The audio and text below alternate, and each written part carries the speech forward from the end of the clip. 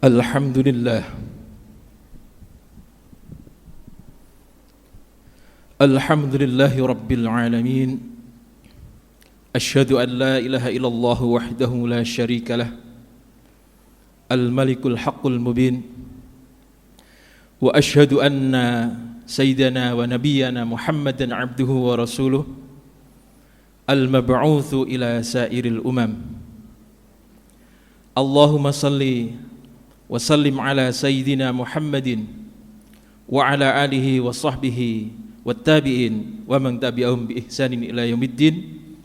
Amma ba'd, faya ayuhan nas, usikum wa iyaya bitaqwallahi faqad fazal muttaqun. Qala ta'ala fil Qur'anil Karim wa huwa asdaqul qailin, a'udzu billahi minasy syaithanir rajim. Bismillahirrahmanirrahim.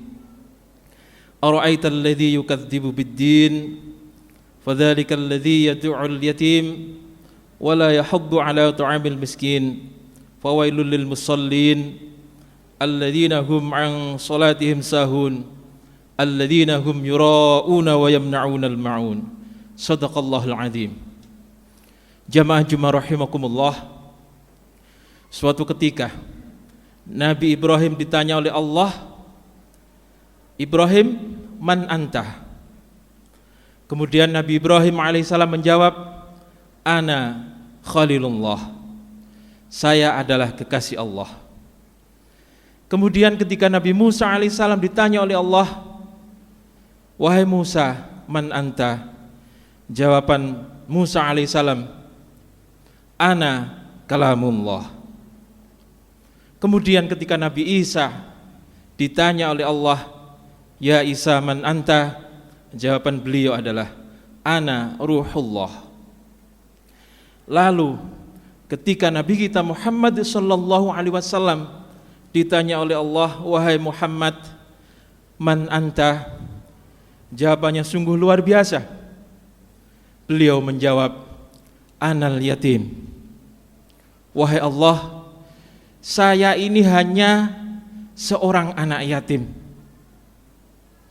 Padahal banyak sekali gelar yang disematkan kepada Nabi kita Muhammad sallallahu alaihi wasallam, namun beliau menjawab dengan jawaban yang sungguh luar biasa, anal yatim.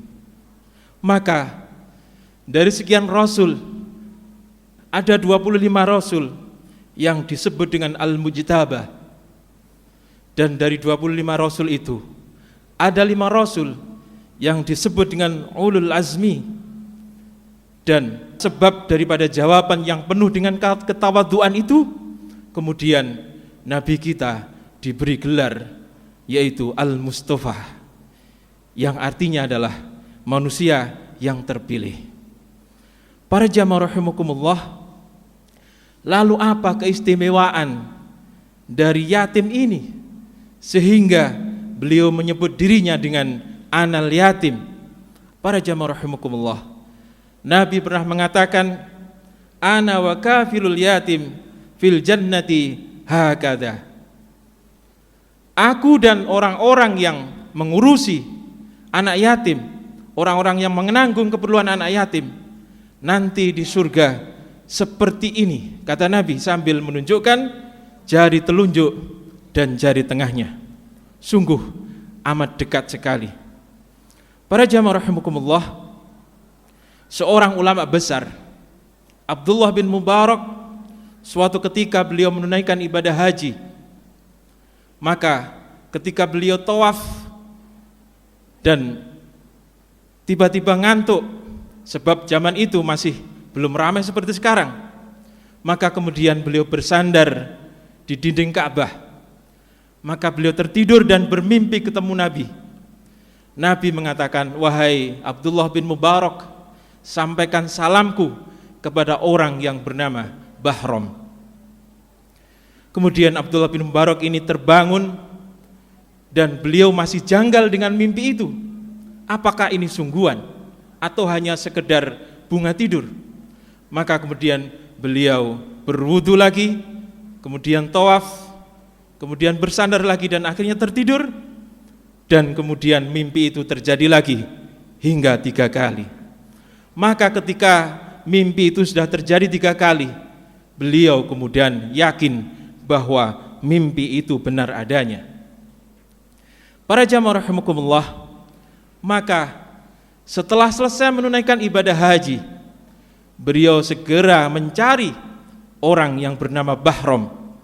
Setelah beberapa waktu, akhirnya bertemulah dengan orang yang bernama Bahram. Namun beliau sangat kaget. Ternyata Bahram ini adalah seorang penyembah api yang disebut dengan agama Majusi, sehingga Bahram ini terkenal dengan Bahram al-Majusi. Para jamaah rahimakumullah, di dalam hati beliau, bagaimana mungkin Rasul mengirim salam kepada orang yang penyembah api atau al-Majusi? Bagaimana mungkin Rasulullah mengirim salam kepada orang yang tidak menyembah Allah? Itu dalam hati beliau. Maka beliau segera bertanya, amalan apakah gerangan yang menyebabkan nabiku, yaitu Nabi Muhammad, berkirim salam kepadamu, wahai saudaraku Bahram? Maka kemudian Bahram ini menjawab, saya suka menolong orang dengan cara meminjaminya, tetapi kemudian ketika mengembalikan, saya meminta bunga. Dalam hati Abdullah bin Mubarak ini mengatakan, tidak mungkin amalan yang begini kemudian Nabi mengirim salam. Kemudian beliau bertanya lagi dan dijawab oleh Bahram ini, saya mempunyai 4 orang putra dan 4 orang putri. Kemudian di antara mereka aku nikahkan, sebab saya tidak mau hartaku nanti jatuh kepada orang lain. Maka jawaban kedua ini pun Abdullah bin Mubarak masih geleng-geleng kepala. Tidak mungkin amalan yang seperti ini kemudian Nabi mengirim salam kepadanya. Kemudian beliau bertanya lagi, adakah amalan lain? Maka kemudian Bahram ini menjawab, saya mempunyai istri, kemudian dari istri itu lahir seorang anak, seorang putri yang cantik, kemudian saya nikahi sendiri. Dan ketika saya mau mendatanginya, kemudian bersebab malu, saya matikan lampu itu, kemudian saya mendatangi putri saya yang menjadi istri saya itu. Namun tiba-tiba ada seorang wanita yang kemudian menyalakan lampu tersebut. Kemudian saya menuju ke lampu lagi, kemudian saya nyalakan, dan sekali lagi wanita ini kemudian menyalakan kembali. Maka yang kedua kalinya atau yang ketiga kalinya ini, saya intai orang tersebut, kemudian saya melihatnya dan saya kejar. Ternyata wanita ini kemudian masuk ke dalam gubuk di pinggiran kampung ini. Kemudian saya mendengar di dalamnya ada 3 orang dari anak-anak yang masih kecil kemudian mengatakan, wahai ibu, apakah hari ini engkau membawa sesuatu yang bisa kami makan? Perut kami sudah perih, perut kami sudah melilit, dan kami hampir tidak bisa menahannya. Maka jawaban ibu itu adalah, wahai nak, sabar, ini adalah musim paceklik. Orang-orang muslim semuanya tidak ada yang mampu. Hanya ada 1 orang yang mampu, tetapi dia musuh Allah. Dia adalah orang Majusi. Ternyata para jamaah rahimakumullah, begitu mendengar rintian dari 3 anak yatim ini, kemudian Bahram ini mengatakan, kemudian saya kembali ke rumah dan mengambil banyak makanan. Kemudian makanan itu saya kasihkan kepada 3 anak yatim itu, dan saya melihat kegembiraan di wajahnya. Itulah yang dilakukan oleh Bahram al-Majusi. Maka para jamaah rahimakumullah, Abdullah bin Mubarak ini kemudian mengatakan kepada Bahram ini, wahai saudaraku Bahram, bersebab perbuatanmu itulah kemudian Nabiku Muhammad sallallahu alaihi wasallam mengirimkan salam kepadamu. Bahram ini kemudian terheran-heran, Nabimu mengirim salam kepadaku? Betul wahai saudaraku.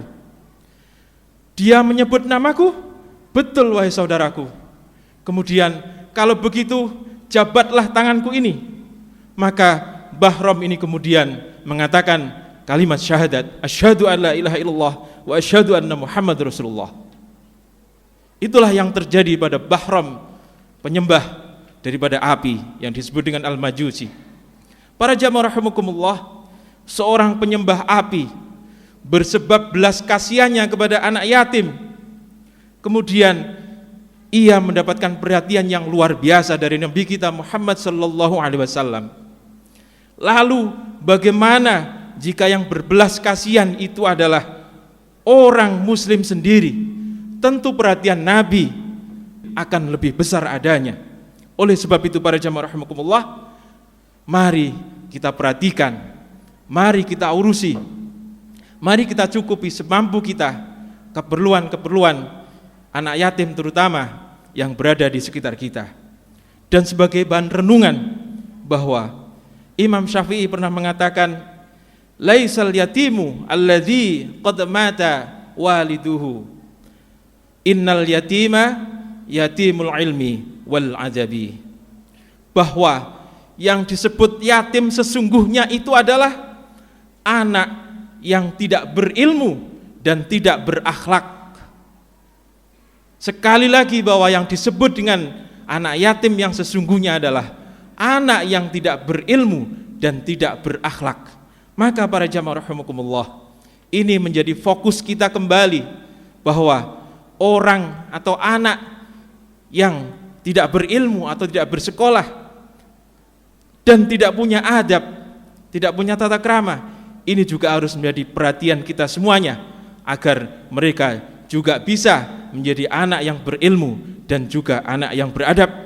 Sebab jika lingkungan kita ini banyak anak yang demikian, maka kedepannya anak kita pun akan terpengaruh, sehingga kita tidak bisa bertutup mata terhadap anak yang tidak punya ilmu sekaligus tidak punya adab. Para jamaah rahimakumullah, mudah-mudahan kita dijadikan oleh Allah termasuk orang-orang yang ikut mengurusi anak-anak yatim, mampu mencurahkan daya dan upaya kita untuk mereka, sehingga kita termasuk orang yang mendapatkan tempat yang mulia yang dijanjikan oleh Allah dan Rasul-Nya, yaitu bersama beliau di surga, seperti halnya jari telunjuk dan jari tengah. Amin, amin ya rabbal alamin. Barakallahu li wa lakum fil Qur'anil azim wa nafa'ani wa iyyakum bima fihi minal ayati wa dzikril hakim. Aqulu qawli hadza wa astaghfirullah li wa lakum lisairil muslimina min kulli dhanbin fastaghfiruhu innahu huwal ghafurur rahim.